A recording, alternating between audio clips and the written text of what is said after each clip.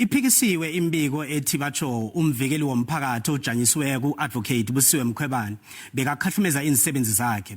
Umphathi omkhulu e-Ofisini kaAdvocate Mkhwebane uSimon Tebele bekathule ubufakazi ephenyweni lepalamende lokuthi uAdvocate Mkhwebane usilungele na isikhundlesi.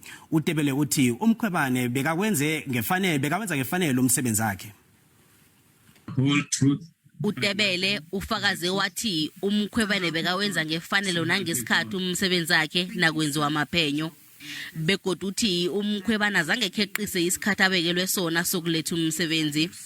UTebele uthe nakabuzwa ngensolo zibeke uMkhwebane zokulayela ukuthi umbiko wafahlako wamagupta ungakhe ungafakwe embikweni obuhlanganiswa weFred Dairy Farm, waphendula ngokuthi batjho yena akayikhumbuli indaba enjalo.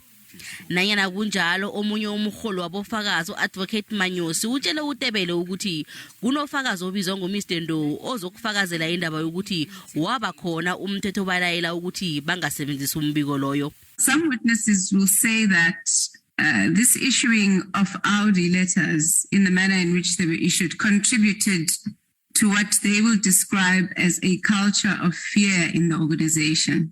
Gandhi uAdvocate Manyosi urage nokubuza uTebele ngencwadi yakhutshwa nguMkhwebane yayensebenzini ekubalwa naye uTebele lapho uMkhwebane akabanikela khona amabanga ukuthi kuba yini bangajeziswa nababhalelwa ukwenza umsebenzi ngesikhathi ababekwele sona.